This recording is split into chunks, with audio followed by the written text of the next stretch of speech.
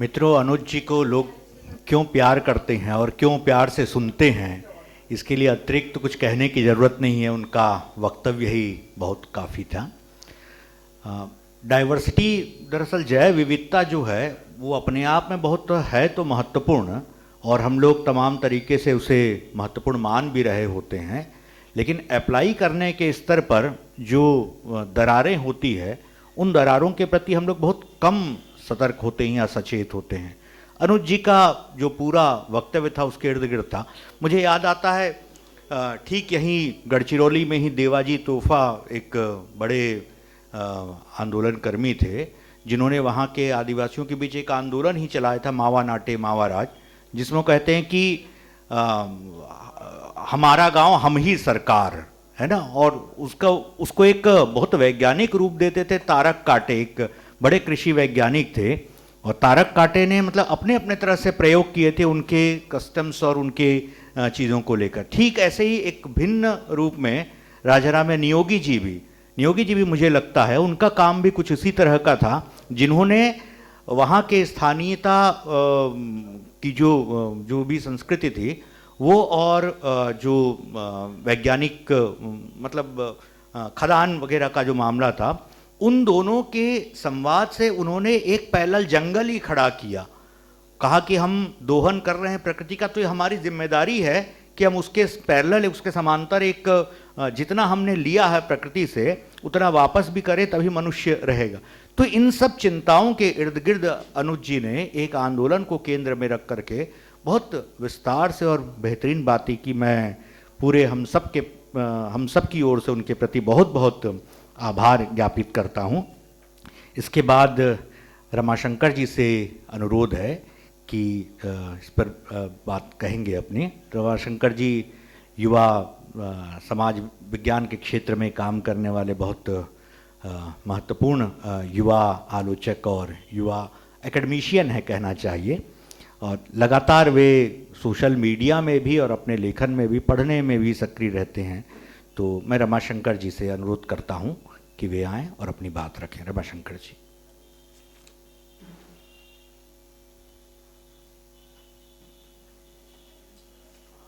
बहुत बहुत धन्यवाद।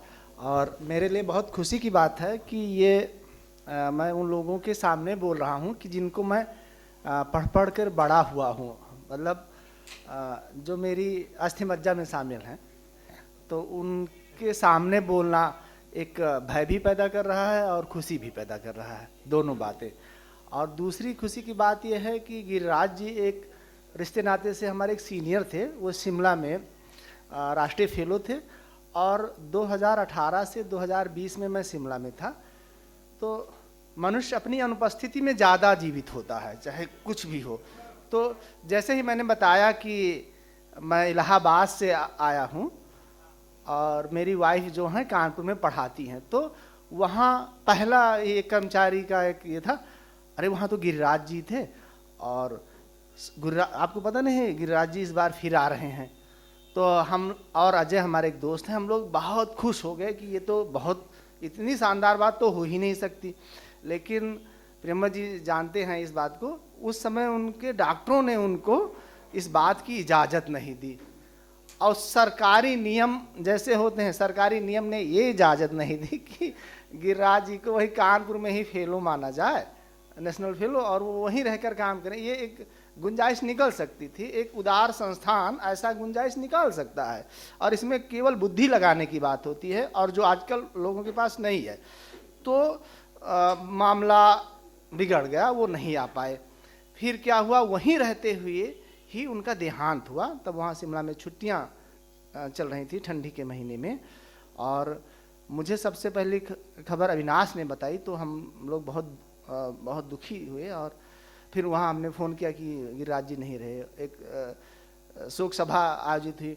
टाइम्स ऑफ इंडिया ने एक बड़े नेता का फ़ोटो गिरिराज जी के उस पर छाप दिया।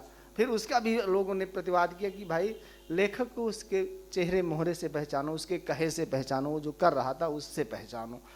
तो आज ये अवसर है, जैसा बसंत जी कह रहे थे, कि हम ऐसी कुछ बात करें या ऐसा कुछ प्रण लें, ऐसा कुछ अपने मन में लाएं कि जिन सिद्धांतों पे गिरिराज जी का जीवन था वह कहाँ हमारे जीवन में, हमारे समाज में कहाँ सिचुएट हो रहा है।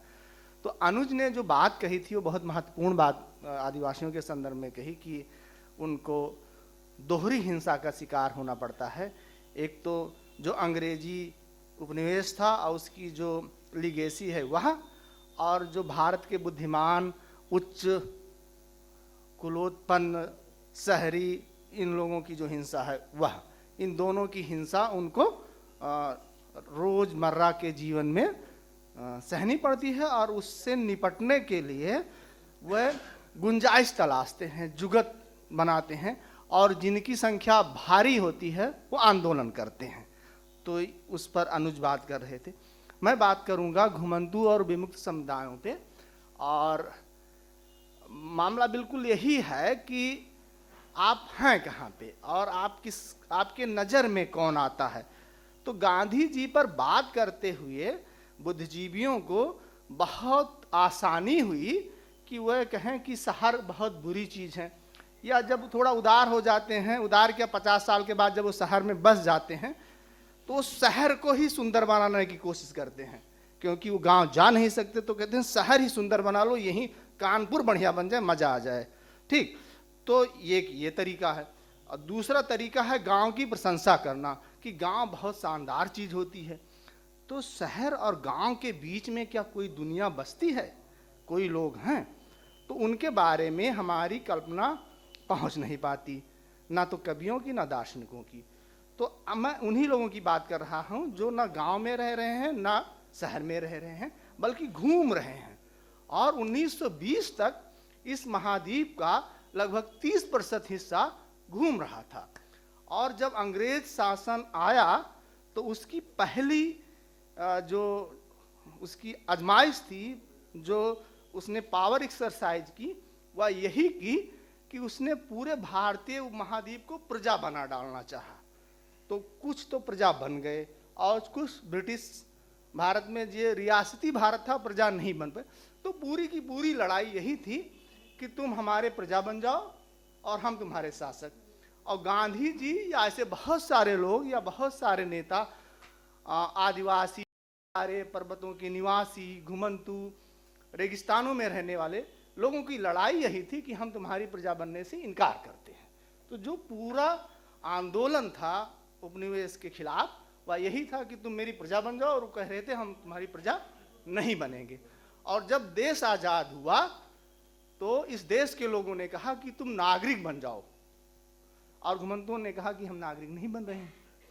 और नागरिकता के नाम पर ही आप देखिए कि पिछले 5 साल में क्या क्या जुल्म ढाए गए हैं।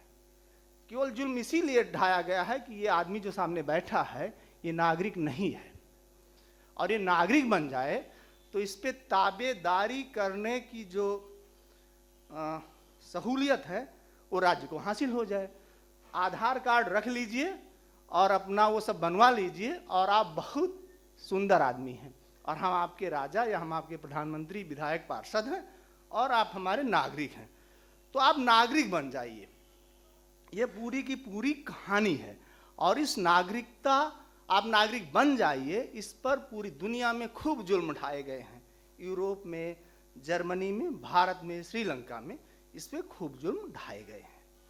तो घुमंतू समुदायों पर इसी आधार पे जुल्म ढाए गए कि आप ना तो शहरी हैं और ना आप ग्रामीण हैं, क्योंकि आप खेती नहीं करते। क्योंकि ये माना जाता है कि जो किसान होगा वो बहुत, मतलब किसान होगा तो बैल होगा, हल होगा, अगर हल बैल नहीं होगा तो कुदाल होगा, और एक झोपड़ी ही होगी, उसका कहीं पता होगा तो वहाँ पर रहेगा, तो उस पर शासन करना बहुत आसान है। लेकिन जैसे एक बड़े सी नदी में मछली कहाँ रहती ये नहीं पता है, ऐसे इस बड़ी सी दुनिया में घुमंतू कहाँ रहता है ये पता नहीं रहता है। तो जब ऐसा आदमी उसका पता नहीं है तो उसको हम कैसे उस पर अपना शासन चलाएंगे, और जब शासन नहीं चलाएंगे तो क्या करेंगे। तो उस शासन को उस पर इम्पोज करने के लिए विधियाँ खोजी जाती हैं। तो 1871 में 12 अक्टूबर 1871 को ऐसा ही कानून बनाया गया, क्रिमिनल ट्राइब एक्ट, जिसके बारे में अनुज बात कर रहे थे। और 1921 तक आते आते इस महाद्वीप के 190 के करीब 190 के करीब समुदाय जो हैं उनको कहा गया कि आप चोर हैं, क्रिमिनल हैं, और आप चूंकि क्रिमिनल हैं आपके ये लक्षण हैं और इन लक्षणों का हम उपचार करेंगे, क्योर करेंगे और आप मुख्य समाज में शामिल हो जाएंगे। तो ये हुआ। और ये बात भारत में एक ढर्रा है बुद्धिजीवियों के बीच में, या तो सारी बुराइयों का जड़ मुसलमानों को घोषित कर दो और अगर धर्मनिरपेक्ष हो तो अंग्रेजों को घोषित कर दो। हाँ, तो उपनिवेश पर सारी चीज़ें आयद कर देना और पीछे की चीज़ों से भाग लेना, एक ये बहुत फैशन हो गया है। तो सब चीज़ों के लिए की बुराई उपनिवेश में। उसके पहले भी भारतीय समाज कभी भी उस तरीके से अहिंसक समाज नहीं था। रंजीत गुहा का एक इंटरव्यू है, उसमें उन्होंने कहा है कि भारत कभी भी अहिंसक समाज नहीं रहा है। यहाँ पिता पुत्र, राजा प्रजा, विद्वान शिष्य, जमींदार किसान में एक हिंसा का संबंध व्यापा रहा है। ठीक, तो मैं उसमें केवल इतना जोड़ना चाहता हूँ कि जो मुख्य धारा का समाज है उसका और घुमंतुओं के प्रति एक हमेशा हिंसा का संबंध व्यापा रहा है। आप अगर कौटिल्य का अर्थशास्त्र पढ़िए तो उसमें आपको इस बात के बारे में प्रमाण मिलेंगे कि राजा से कहा जा रहा है कि बस्तियों में ये जो नट हैं, करतब दिखाने वाले हैं, बाजा बजाने वाले हैं, इन लोगों को आने मत दिया जाए। क्यों? क्योंकि ये जो मुख्य जनसंख्या है, जो जन है, उसको ये करप्ट करते हैं, तो इनको आने ना दिया जाए। तो हमेशा इन पर एक संशय का भाव बना रहे। और अर्थशास्त्र में राजा को इस बात का आदेश दिया गया है कि ज़्यादा से ज़्यादा लोगों को बसने के लिए प्रेरित किया जाए, खेती करने के लिए प्रेरित किया जाए, क्योंकि खेती करने वाला इंसान बहुत ही अच्छे तरीके से प्रजा बनाया जा सकता है। और ये चीज़ें बाद में रहीं, लेकिन धीरे धीरे अर्थव्यवस्था आगे बढ़ी, समाज आगे बढ़ा और ये इस तरीके से उस समाज के हिस्से बन गए कि इनको नेग्लेक्ट नहीं किया जा सका। और मध्यकालीन भारत की एक खूबसूरती यह रही है कि जितने तरीके की जीवन प्रणालियाँ रही हैं उस सब के बीच में एक आप बहुत ही कोहेरेंट रिलेशन, बहुत ही एक सामंजस्यपूर्ण संबंध देख सकते हैं। कोई किसी को धकिया नहीं रहा कि तुम चलो पीछे हम आगे, तो लोग एक दूसरे से मिलजुल के रह रहे हैं। और इस तरीके से मिलजुल के रह रहे हैं कि जो परिधीय समुदाय हैं उनको राज्य की ज़रूरत पड़ती है और सुल्तान उनसे चिरौरी कर रहा है। आप अलाउद्दीन खिलजी के समय की भारत को देखिए और कहा जा रहा है कि दिल्ली में आप अपने नमक से भरे हुए बोरे लेकर आइए, अनाज भरे हुए बोरे लेकर आइए और इस को दिल्ली को हमेशा भरपेट खाना मिल सके और बाजार वहाँ के चल सके। मुगलों के समय ऐसा था। आप के मशरफ का एक काम है, बहुत शानदार अच्छी किताब है, हिंदुस्तान के निवासियों का जीवन और उनकी परिस्थितियाँ, life and times of peoples of India. उसको पढ़िए तो आपको पता चलेगा कि घुमंतू समुदाय किस तरीके से भारतीय समाज के लिए बहुत ज़रूरी चीज़ हुआ करते थे। और जब वो इसके लिए ज़रूरी चीज़ हुआ करते थे तो कोई बहुत दिक्कत की बात नहीं थी। गैर ज़रूरी चीज़ वो इस तब हो गए जब कानपुर में पुल बना, जब कानपुर में पुल बना, सड़कें बनी, रेलवे लाइन आई, तो अब बैल से जो लोग व्यापार कर रहे थे या जो वहाँ हिमालय पर्वत से या उस पार से चीन से या जगह जगह से सामान ला रहे थे, उनकी अब उतनी ज़रूरत पड़ नहीं गई। दूसरी बात ये हुई कि हर चीज़ का, मनुष्यों की तो मैं बाद में बात करूँगा, हर चीज़ का कैटेगराइजेशन किया गया कि यह वस्तु है, इस पर इतना टैक्स लगेगा, इस टैक्स को आपको देना पड़ेगा। पहले ये था कि कोई कहीं से कुछ खरीद सकता था, बेच सकता था, बेचने पर जो सुल्तान का या राजा का या क्षेत्रीय जमींदार है उसका टैक्स होता था। वस्तुओं के उत्पन्न होने के स्थल पर ही टैक्स नहीं देना पड़ता था। अंग्रेज शासन जब आया तो उसने टैक्स को इस तरीके से बढ़ा दिया कि हर वस्तु पर टैक्स देने लगा। और दूसरी बात ये हुई कि आप किससे जाएंगे? सड़क से जाएंगे तो सड़क किसकी? अंग्रेज बहादुर की। किससे जाएंगे? ट्रेन से जाएंगे, उस तो अच्छा बची नदी, नदी से जाएंगे तो नदी को भी उन्होंने एक कानून वो ले आए, 1878 में इंडियन फेरीज एक्ट ले आए, उसमें भी आप नहीं जा सकते। तो पूरा का पूरा जीवन, भारतीय जीवन कानूनों में बांध दिया गया और उस कानून को शहर के लोगों ने मान लिया, उस कानून को गांव के लोगों ने मान लिया, उस कानून को घुमंतुजन मान नहीं रहे थे, क्योंकि जैसे ही उस कानून को मानते वो खत्म हो जाते, उनका जीवन नष्ट हो जाता। और यही 1871 का जो क्रिमिनल ट्राइब एक्ट आया, उसके लाने की यही पृष्ठभूमि थी कि ये लोग जो हैं, इस महाद्वीप के 30% लोग, ये आसानी से प्रजा नहीं बन रहे हैं। अगर आप प्रजा नहीं हैं तो आप क्रिमिनल हैं। तो ऐसे लोगों को लाया गया जो अनुज बता रहे थे, और इस तरीके की उसमें प्रावधान किए गए कि जो जिलाधिकारी है, उसी समय जिलाधिकारी वगैरह के पद है, उसको ये अधिकार दिया गया कि वो पुलिस कमिश्नर या ये एसएसपी की रिपोर्ट पर किसी भी दिए गए क्षेत्र को, यानी ये जो कैंट एरिया है, इसको वो ऐसा अड्डा घोषित कर दिए कि यहाँ क्रिमिनल रहते हैं। वो तात्कालिक रूप से क्रिमिनल होते थे और बाद में उसको हटा दिया।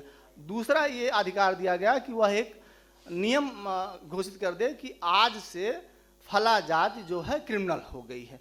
तो इस तरीके से बस्ती जिला है, एक बस्ती जिले में एक परशुरामपुर थाना है, तो वहाँ के जो हैं अब मैं जातिवादी शब्द इस्तेमाल करूँगा, मुझे जातिवादी ना समझा जाए तो इसलिए, तो वहाँ पर परशुरामपुर के खटिकों को कहा गया कि ये सब के सब चोर उचक्के हैं, और पूरी उनकी जनसंख्या परशुरामपुर थाने की, बस्ती जिले की चोर घोषित कर दी गई। मेरा गृह जनपद गोंडा जिला है, तो वहाँ के बरवारों को चोर घोषित कर दिया गया। कानपुर में यही रूरा एक जगह है, कल मैं पंकज जी से बात कर रहा था तो मैं इनके गांव के इर्द गिर्द खूब घूमा हूँ कानपुर देहात में। तो रूरा में एक जगह बना दी गई, उसको वो इंडस्ट्रियल स्कूल बोलते थे। तो इंडस्ट्रियल स्कूल में ऐसे लोगों को ले जाके रखा गया और कहा गया भाई बहुत घूमो वूमो ना, तुम कोई काम धाम सीख लो। काम धाम क्या सीख लो? लड़की हो तो सुई तागा का काम सीख लो, सिलना बुनना सीख लो। एक समय आया था कि महिलाओं को माना जाता था कि अगर वो स्वेटर बिन ले या कोई फूल पत्ती बना ले तो बहुत सुंदर होगी। तो ये तो अंग्रेजों ने भी दिया, भारतीय लोगों ने भी दिया, दोनों लोग। तो इस तरीके से कहा कि ये जो घुमंतू समुदाय की महिलाएं हैं उनके लिए स्कूल खोल दिया गया, उन्हें बच्चों को लाया गया रूरा में। एक आपके यहाँ 1923 में कल्याणपुर में एक स्कूल खोला गया, उसको बोलते हैं राजकीय उन्नयन बस्ती। मैं वहाँ जाता रहता हूँ, तो उसमें हबूड़ा और सांसी समुदाय के लोग लाए गए। मुरादाबाद में पुलिस लाइन के बगल में एक ऐसे खोला गया।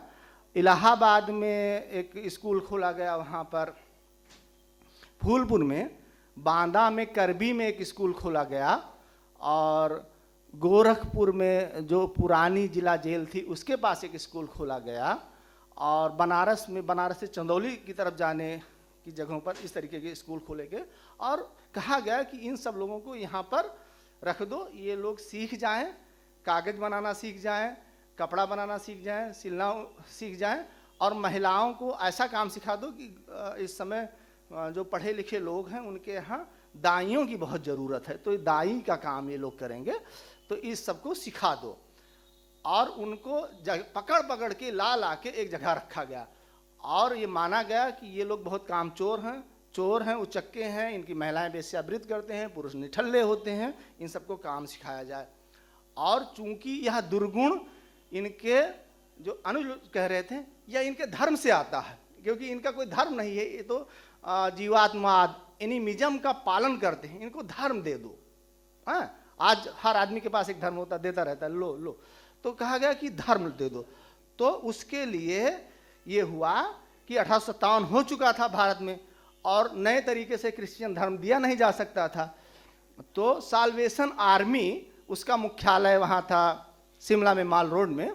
तो साल्वेशन आर्मी वाले आए, साल्वेशन आर्मी वालों ने कहा कि आप हमें स्कूल बना कर दे दो, और हम इनको धर्म दे देंगे, हम इनको नैतिकता दे देंगे, और इससे इनका मामला बन जाएगा। और उन पर इस तरीके की चीज़ें साल्वेशन आर्मी वालों ने ला दी, ऐसा करो ऐसा करो, बस आप नैतिक हो जाएंगे। और उनका कहना था कि इनको हम यहाँ नैतिक बनाएंगे, उसके बाद हम आपको अच्छी प्रजा के रूप में इनको हैंड ओवर कर देंगे। तो यह प्रक्रिया चल नहीं पाई और धीरे धीरे वह ध्वस्त हो गई। लेकिन उसका ये हुआ कि बहुत सारे लोग जो उन स्कूलों में बस गए थे, उनको कह लीजिए कि डेड लाइक डोडो पक्षी जो होता है वो कहीं चल नहीं पाता, फिर वहीं पर उसको सुअरखा डालते हैं। तो इस तरीके से वो कहीं जा नहीं पाए। कल्याणपुर के लोग उसके बाद कहीं नहीं जा पाए, मुरादाबाद के लोग कहीं नहीं जा पाए, फूलपुर के लोग कहीं नहीं जा पाए, करवी के लोग कहीं नहीं जा, तो वो रह गए। ये एक छोटी सी जनसंख्या थी, बाकी जनसंख्या ऐसे घूमती रह गई। और भारतीय अकादमिक जगत जो है ये आंदोलनों की, इसको आंदोलन बहुत अच्छे लगते हैं, लेकिन सारे लोग तो आंदोलन नहीं कर सकते ना। जो कमजोर है वो हमेशा आंदोलन नहीं करता, वो गुंजाइश भी निकालता है, बचा के निकलता है। जैसे इसमें से किसी को जाना हो तो कैसे जाएगा, ऐसे ऐसे सांप की तरीके से जाएगा। तो ऐसे इन समुदायों ने सांप की तरीके से ऐसे से बचते हुए अपने लिए रास्ते निकाले और अपने को संगठित किया। पूरी आज़ादी के आंदोलन के दौरान इनका कोई बहुत बड़ा नेता हुआ नहीं और उसको आगे नहीं आने दिया। जब मैं कहता हूँ हुआ नहीं, इसका मतलब नहीं कि वो भौतिक रूप से नहीं हुआ, इसका मतलब यह है कि इतिहासकार को वो नेता दिखा नहीं। ऐसा तो नहीं होता, इतिहासकार की जेब में नेता होता है, वो रोज निकालता रहता है। तो इतिहासकारों को इस तरीके के नेता मिले नहीं, क्योंकि उनके नज़र में तो या तो गांव था या तो शहर था, ये सारे लोग थे नहीं। तो उनको बहुत ज़्यादा सुना समझा नहीं गया। आज़ादी आने वाली थी और जब संविधान सभा का निर्माण हुआ तो अनुच्छेद 19 पर बात हो रही थी, तो कहा गया कि कोई कुछ भी बोल सकता है, कहीं भी आ जा सकता है। तो एक थे सीपी और बरार के एच जी खांडेकर बड़े दलित नेता थे, मदन मोहन मालवीय के बहुत मित्र थे और उनका कोई नाम लेवा नहीं है, उन पर केवल एक किताब में एक पन्ना मिलता है। संविधान सभा के वो सदस्य थे। तो एच जी खांडेकर ने कहा, उस दिन उन्होंने नेहरू को संबोधित किया था जब उनके उद्देश्य प्रस्तावों पर बहस हो रही थी। मुझे डेट अगर ठीक से याद है तो 22 जनवरी 1947।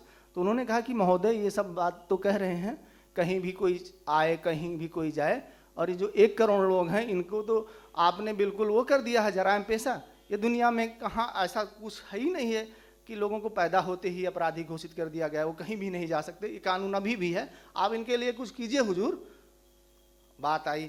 उसके बाद 2 बार भी उन्होंने बात कही कॉन्स्टिट्यूएंट असेंबली में, उस पर सब लोग चुप्पी मार गए। चुप्पी एक अपने आप की हिंसा भी है, वो हमेशा अहिंसा ही नहीं है, चुप्पी तो हिंसा भी है। आपका दर्द हो रहा हो और बगल चुप्पी मार गया आदमी, और यही है इस देश में कि लोग दर्द से बिलबिला रहे हैं और लोग चुप्पी मार गए हैं। दूसरे पर बोलना, आपको लगता है कि आज आपका शासक, आज आपका कोई बॉस इस बात पे बोलेगा, वो दूसरे पर बोल रहा होता है, चुप्पी मार जाता है। तो उस समय भी लोगों ने चुप्पी मार ली। खैर ये था कि मामला गड़बड़ाएगा, तो एक कमेटी अनंत संयम अयंगर की अध्यक्षता में गठित की गई और कहा गया कि अब इनको क्रिमिनल ट्राइब नहीं रखा जाए। तो कहा गया ठीक है, तो क्रिमिनल ट्राइब नहीं रखा गया और उस दिन से उनको डी नोटिफाइड ट्राइब DNT कहा गया। और DNT कहने का मतलब ये था कि अब आप चोर नहीं हैं, और ये रोज उनको बताया जाए कि अब आप चोर नहीं। जैसे मुझे ही कहा रमाशंकर तुम अब चोर नहीं हो, तो बताइए इसका क्या मतलब है? तो उनको अभी भी भारत के लोग कहते हैं कि अब आप चोर नहीं हैं। और एक रिटायर्ड IPS ऑफिसर हैं, यहीं कानपुर में रहते हैं, मैं उनसे मिलने गया था और ये कल्याणपुर के बारे में बातचीत करने के बारे में, तो बता रहे थे कि स्थितियां कैसे होती थी। तो एक रजिस्टर नंबर 8 होता है थाने में, वो रखा जाता है, 8 संख्या शायद 10 हो या 8 जो भी। तो वो जब कोई भी यस्सु आता था तो वो रजिस्टर नंबर 8 या 10 खोल लेता था, तो हाँ ये रमाशंकर यही हैं, इनको पकड़ लो। तो अभी भी ये कानपुर में होता है, अखबारों को आप पढ़िए तो आप कुछ भी हो जाए। अभी यहाँ की किसी, यहाँ जितने लोग आए, किसी की साइकिल या कार चोरी हो जाए, पुलिस को करोगे तो पुलिस इतनी अक्षम होती है कि वो कहेगी अपराधी रहते कहाँ, तो वो जाएगी जहाँ अपराधी रहते हैं, जिनकी चिन्हीकरण हुआ उन्हीं को पकड़ लाएगी।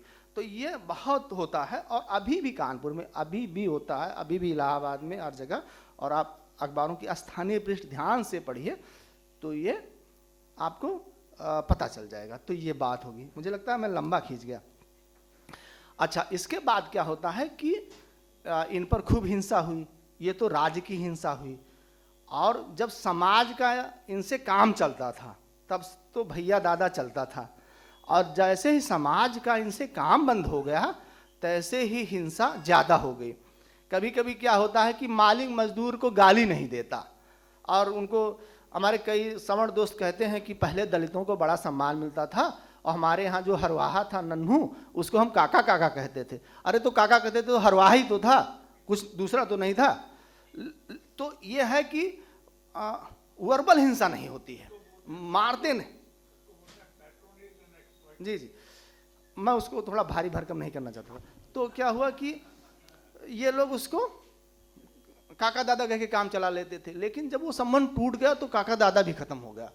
और मैंने खुद देखा है अपने गांव में, अपनी जगहों पे, कि गांव में किसी जगह पे आते और एक बाग में ठहरते और उनके पास भैंसा होता, और किसान के पास जो भैंस होती थी उसका गर्भाधान कराने के लिए उससे उनका एक संबंध होता था। या कभी कभी कोई भैंस ऐसी होती थी जिसको जल्दी गर्भ नहीं रुकता था, तो उसको भी वो ले जाते थे अपने यहाँ, खिला पिलाकर उसको, और जब वो बच्चा देने के लायक हो जाती थी तब दे देते थे। बदले में उसे भूसा, लकड़ी, पैसा, कुछ ऐसी चीज़ें दे देते थे। तो एक संबंध स्थापित था। ये केवल एक बात है, बहुत सारी ऐसी चीज़ें हैं, नाच गाना और सब। लेकिन जैसे जैसे गांव ज़्यादा उच्चीकृत हो गए, शहर तो उच्चीकृत थे ही, वो संबंध भी खत्म हो गए। और जब ये संबंध खत्म हो गया तो पुरानी औपनिवेशिक पहचानें जो थीं वो फिर से वहाँ जीवित हो गई हैं, और फिर से कहा जा रहा है ये आदमी नट है तो इसलिए चोर होगा। क्योंकि अब जो कि गांव का उच्च वर्ग है उसके पास भैंस नहीं बची है, तो भैंस नहीं बची, उसके पास बैल नहीं बचा, उसको अब उसके पास पैर टूट गया है तो उसकी मालिश कराने नहीं जाना है। तो जो एक संबंध था वो संबंध कोई बहुत हार्दिक संबंध नहीं था, उसमें हिंसा थी, लेकिन वह भी संबंध टूट गया है। तो अब सीधे सीधे उन पर और ज्यादा जुल्म ढाए जा रहे हैं, और यह रोज ब रोज हो रहा है। अच्छा, तो ये बात हुई। और जब मैं थोड़ा सा पीछे जाऊं तो 1952 में इन लोगों को जब कहा गया कि आप अब क्रिमिनल ट्राइब नहीं रह गए, तो पुलिस वाले अधिकारियों ने कहा कि आपने तो हमारा जो ब्रह्मास्त्र था उससे छीन लिया, अब हम क्या करें। तो फिर गृह मंत्रालय ने उनको एक और दूसरा पशुपत अस्त्र दे दिया, habitual offender act. Habitual offender act अभी भी अस्तित्व में है। 2019 के चुनाव में कांग्रेस ने अपने घोषणा पत्र में कहा कि हमारी सरकार आएगी तब ये वापस कर देंगे। कांग्रेस को यह समझने में 70 साल लगे कि नेहरू जी के समय जो ये आया था हैबिचुअल ऑफेंडर एक्ट, इसने लोगों के जीवन को बर्बाद कर दिया है, और अब ये वापस कर रहे हैं। चलिए, देर में अकल तो आई, लेकिन अकल आई तो सत्ता नहीं आई ना इन लोगों के पास, तो वो कुछ नहीं कर सके। और जिन लोगों के पास सत्ता आई उन्होंने ये कहा कि हम इसको इनके लिए कुछ करेंगे, उस पर वो चुप्पी है 1952 के उस पर। आज सुबह की बात है कि हमारे दोस्त सूरज, हम लोग बैठे बात कर रहे थे, तो हमारे एक मित्र हैं, उनका फ़ोन आया कि रमा ये बता दो ये कम्युनिटी कहाँ पाई जाती है। तो हम कहे कि मैं शाम को बताता हूँ। एक कम्युनिटी है खुरपल्टा। अब किसी से पूछो उत्तर प्रदेश में, आप यादवों को जानते हैं तो कि हाँ पक्का अखिलेश यादव को जानते हैं, या अपने गांव के बारे में बता देंगे। किसी ठाकुर को जानते हैं, हाँ जानते हैं। बाभन को जानते हैं, लाला को जानते हैं, बता देंगे। ये सामाजिक अज्ञानता है आपकी, क्योंकि ब्राह्मण ब्राह्मण को जानेगा, ठाकुर ठाकुर को जानेगा, लाला लाला को जानेगा, प्रोफेसर प्रोफेसर को जानेगा। आप अपने देश के लोगों को बिल्कुल नहीं जानते, और घुमंतू समुदाय में कौन कौन लोग हैं, कहाँ वो घूम रहे हैं, उनके बारे में बिल्कुल जानते नहीं। तो अब वो जरूरी क्यों हो गए? वो जरूरी इसलिए हो गए हैं, जिस तरीके से उत्तर प्रदेश में भी चुनाव होने वाले हैं, यहाँ तो आप सब लोग प्रोफेसर डॉक्टर अड़ाने फलाने होंगे, लेकिन बाहर आप जनरल ओबीसी एससी भी होंगे, तो और उसी कैटेगरी के हिसाब से आप वोट करेंगे, या आपके अपने पर्सनल हित होंगे, और एक कैटेगरी में आकर आप वोट देने के लायक बहुत अच्छे बन जाते हैं, क्योंकि आप एक सुनिश्चित प्रजा बन जाते हैं जिसके साथ जात की वो है दफ्ती लगी हुई है। मतलब आप प्रोफेसर XYZ त्रिपाठी हैं, या प्रोफेसर XYZ सिंह हैं, या सक्सेना है, कुछ भी हैं, तो आप उसी हिसाब से वोट करते हैं। तो अब सरकारें ये सोच रही हैं कि ये जो 6 से 10% के लोग हैं, इनको एक कैटेगरी दे दी जाए, और ये एक खास किस्म के वोटर में तब्दील हो जाएं। और इसको करने के लिए 2 पार्टियां लामबंद हैं, कांग्रेस और भारतीय जनता पार्टी। कांग्रेस भारतीय जनता पार्टी इसलिए लामबंद है क्योंकि इनका ये स्वाभाविक रूप से समझती हैं कि हम तो इस देश पर शासन करने के लिए ही बने हैं, तो हम देश में शासन करेंगे तो नई नई श्रेणियां पैदा करेंगे। तो अब एक अध्ययन किया जा रहा है, उसको नीति आयोग के बारे में लोग कहते हैं कि वो लोग कुछ नहीं करते, वो लोग खूब कर रहे हैं काम। तो नीति आयोग एक अध्ययन कर रहा है, और वो पूरे भारत के घुमंतू और विमुक्त समुदायों के जानकारी जुटा रहा है, और वो कर रहा। और उनका उद्देश्य 2 है। एक पर जिस पर बिल्कुल शंका नहीं की जानी चाहिए कि इनको खाने पीने को मिले, इनको ज़मीन मिले, इनके बच्चों को शिक्षा मिले, इनको रोजी रोजगार मिले, इनको कर्जा मिले दुकान खोलने के लिए। और दूसरा, बहुत समय से कही जा रही है बात, ऋण के कमीशन जो मनमोहन सिंह जी जब प्रधानमंत्री थे तब गठित हुआ था, फिर इदाते कमीशन जब मोदी जी प्रधानमंत्री हुए तब गठित हुआ, कि इनको एक श्रेणी दे दी जाए। तो अभी जैसे एक श्रेणी है EWS, आर्थिक रूप से कमज़ोर समुदाय, तो ये उच्च जातीय गरीब किसानों का एक ढीला ढाला संगठन है जो केवल नौकरी तक सीमित है। लेकिन ये जो 10% EWS है, ये उच्च जातीय वोटरों में कोई विभाजन नहीं पैदा कर पाया है। इसमें कोई उच्च जाति जो है वो EWS भी है, सीधे सीधे कहा गया है, सुप्रीम कोर्ट में कहा गया है कि भाई ये कौन सी बात है, उस पर कंसिडरेशन चल रहे हैं। आजकल में सरकार उसका जो 8 लाख वाली है कैप, उसको ऊपर नीचे करने पर विचार कर रही है, उसने कहा है।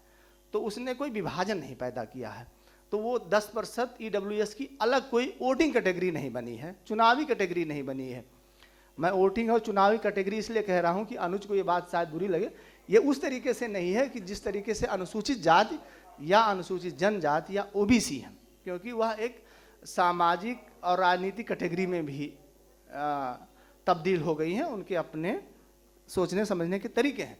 तो सरकार ये चाह रही है, यानी इस देश का शासक वर्ग ये चाह रहा है कि ये लोग एक कैटेगरी में तब्दील हो जाएं, और अगर हम ऐसी कोई कैटेगरी बना लें तो ये 8% वोट, 6% वोट एक जगह एक मुश्त गिरेगा, और जहां 6 जने वोट देंगे वही आदमी जीतेगा।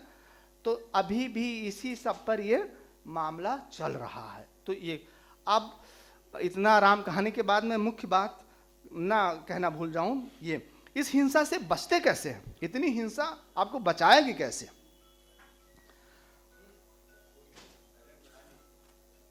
तो बस वो थोड़ा, हाँ, तो हिंसा से लोग बचते कैसे हैं। जैसे हिंसा एक रोजमर्रा का अनुभव है, ऐसे अहिंसा भी रोजमर्रा का अनुभव है। ऐसा तो होता नहीं कि हिंसा 10 दिन तक ढाई जाएगी, 11वें दिन आप अहिंसक समाज में बदल जाएंगे। जिन समाजों पे हिंसा ढाई जा रही होती है, वह रोज बरोज उससे निकलने की जुगत भी पैदा करते हैं, और यह भी कोशिश करते हैं कि जो सामने वाला अत्याचारी व्यक्ति है, शासक है, समुदाय है, ये अहिंसक हो जाए। और इसमें उनकी 2 बातें निहित होती, एक तो यह कि ये जो सामने वाला है ये नैतिक हो जाए, इसमें थोड़ी जाए, ये मनुष्य हो जाए, और दूसरा ये हमें मनुष्य होने के अधिकार की ये हमें उसकी मान्यता दे दे, हमें मनुष्य मान ले। ये दोनों में जो हिंसा ढाने वाला है और जिस पर हिंसा ढाई जा रही, ये दोनों में एक ऐसा हमेशा का एक क्या कहेंगे, एक संबंध है, बिल्कुल जानी दुश्मन जिसे कहते हैं आशीष नंदी, जिगरी दोस्त, जानी दुश्मन का एक संबंध है कि ये जो दुश्मन है लेकिन जानी भी है, उसमें एक संबंध इस तरीके से बन जाए। तो ये इसको करने के लिए क्या करते हैं, कथा सुनाते हैं, ऐसे समुदाय कथा सुनाते हैं। कल बात हो रही थी कि कवि लोगों का सम्मान या लेखकों का सम्मान कैसे होता है, कोई समाज लेखकों को कैसे देखता है। तो इसकी जो दिक्कत है, लेखकों की जो दिक्कत है, ये उनकी कोई दिक्कत नहीं, ये पढ़े लिखे लोगों की ही दिक्कत है, जो लेखकों की दिक्कत है। तो ये अपने आप में आपस में खुश रह सकते हैं, या ये कह सकते हैं कि यार मैं कवि हूँ, ये सामने वाला आदमी जानता नहीं कि मैं कवि हूँ। हाँ, ये देखो कितनी बुरी बात है। तो ये कवियों की दिक्कत हो सकती है, उपन्यासकार कथाकारों की दिक्कत हो सकती है। और ये लोग इन पढ़े लिखे लोगों को सभ्य बनाने की मुहिम में हैं, और इसमें सफल भी होते हैं। लेखक अपने जैसे लोगों को सृजित करने में, पुनर्सृजित करने में सफल होता है, जो प्रिंटेड सोसाइटीज़ हैं।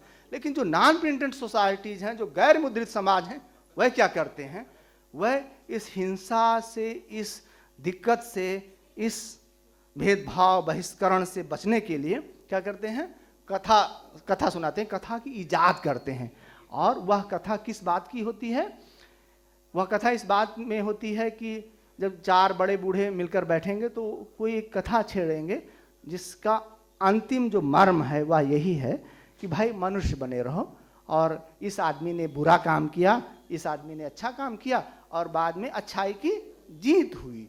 तो इस तरीके से वो कथा सुना के अपने अंदर उस जो सुंदर मनुष्य की कल्पना को बार बार प्रबलित करते हैं, कथा सुनाते हैं। दूसरा, गा के, जितने घुमंतू समुदाय हैं वो खूब गाते हैं, और वो उनका गाना एक उनके अपने सांस्कृतिक पहचान का हिस्सा है, और दूसरा रोजी रोजगार का हिस्सा है। अधिकांश घुमंतू समुदाय, अब पहले नहीं, पहले ऐसा नहीं था, लेकिन अब अधिकांश घुमंतू समुदाय भिक्षा मांगते हैं।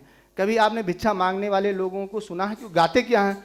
क्योंकि आपके पास मौका नहीं है। अगर आप निष्ठुर हुए तो उसको भगा देते हैं, आप थोड़ा सहृदय हुए तो 2 रुपया दे देते हैं, लेकिन सुनते नहीं हैं, तो वो गाते हैं। मैं महोबा गया था 2017, अप्रैल 2017 में मैं फील्ड वर्क कर रहा था। वहाँ एक बहेलिया समुदाय के एक व्यक्ति ने एक गाना गा रहा था, उसमें ये था, मेरी बात सुनो। ये ऐसा नहीं कह रहा था, उस वहाँ की बात, मेरी बात सुनो, मुझे भी मनुष्य मानो, हम भी मिट्टी सूरज चांद सितारे से बने हैं, जैसे तुम बने हो, मुझे मनुष्य मानो। फिर ये है कि मुझे मनुष्य मानो, और जब मैं इनसे कहता हूँ कि मुझे मनुष्य मान लो, तो इसका मतलब है तुम भी मनुष्य बन जाओ। तो वो उसकी इस समाज से एक अपील है कि मुझे मनुष्य मानो। अब चूंकि उसके पास पेट भी है, भूख भी लगी, तो तब वो कहता है कि मुझे भिक्षा दे दो, मुझे आटा दे दो, तब ये कहता है। उस गीत के 2 हिस्से हैं, एक जिसमें वो कहता है कि मुझे मनुष्य मानो, तुम भी मनुष्य बन जाओ, और दूसरे हिस्से में वो कहता है कि हमें पेट भर खाना दे दो। तो ये गा के वो अपने आप को बचाते हैं, और बचाना नहीं कि तुम भी मनुष्य बन जाओ, क्योंकि इस दुनिया में मनुष्यता तभी आएगी जब सभी मनुष्य बन जाएंगे। एक बदमाश आदमी पूरी दुनिया को परेशान करके रख सकता है, इतिहासकार और सामान्य आदमी सब जानते हैं। नाच कर इससे बचना चाहते हैं, और चाहते हैं कि आप थोड़ा सुंदर हो जाइए। फिर अपने नायक सृजित करते हैं। जो जितने कमज़ोर समुदाय हैं वो हमेशा अपने नायक सृजित करते हैं, और जो उन्हीं गुणों को प्रतिफलित करते हैं जिन गुणों की उनकी चाहत है, दरकार है, जिससे वो बेहतर बन सकें, और दूसरे तरफ का समाज भी उनसे बेहतर बन जाए। और उनके ऐसे जो नायक हैं वो वीरता, नैतिकता और क्षमा की प्रतिमूर्त होते हैं। वीर भी होंगे, जो अनुज कह रहे थे कि आदिवासियों की एक इमेज बना दी गई है कि उनके पास तलवार 2 मिनट, और ये सारी चीज़ें हैं। तो ऐसा घुमंतू समुदायों के साथ भी है, लेकिन इसके साथ साथ यह भी है कि वह क्षमाशील भी है, करुणा से भी भरा हुआ। तो इस तरीके के वो नायक बनते हैं। ऐसे बहुत ढेर सारे नायकों के बारे में मैंने लिखा है। आंदोलन से ज़्यादा अर्जी देके, आंदोलन तो बहुत बड़े बड़े समुदाय करते हैं, आंदोलन तो वो समुदाय कर सकता है जिसको राजनीति की भाषा आती है। जिसको राजनीति की भाषा नहीं आएगी वो क्या करेगा? अभी राजनीति सृजित ही कर रहा है, वो क्या करेगा? तो छोटी छोटी अर्जियां देते हैं, अर्जियों से वो अपनी बात निकाल रहे हैं और इकट्ठा होने की कोशिश कर रहे हैं। और फिर जब ये छोटी छोटी बातें होती तो एक बड़ा आंदोलन खड़ा होता है। पिछले साल 12 अक्टूबर को पूरे भारत भर के घुमंतू और विमुक्त समुदायों ने एक अभियान चलाया, अखबारों में, फिल्म से, डॉक्यूमेंट्री से, सोशल मीडिया से। यही बात कहकर मैं अपनी बात समाप्त करूंगा कि उसका उन्होंने नारा दिया, हमारी आज़ादी कहाँ गई। उन्होंने नारा दिया, हमारी आज़ादी कहाँ गई। तो उन्होंने पूरे भारत के लोगों से यही पूछा, हुजूर हमारी आज़ादी कहाँ गई। इसका उनका कहने का आशय था, हमें आज़ाद कर दो, और जो तुम हमारे ऊपर हिंसा ढा रहे हो उसको बंद कर दो। और ये सन 2020 है, भारत में अंग्रेज नहीं है, ठीक। और गांधी जी की कई बार जयंती मनाई जा चुकी है, बहुत सारे लोगों की बातें की जा चुकी हैं, और वो आपसे केवल यही मांग कर रहे हैं कि थोड़ा सा मनुष्य बन जाओ। धन्यवाद।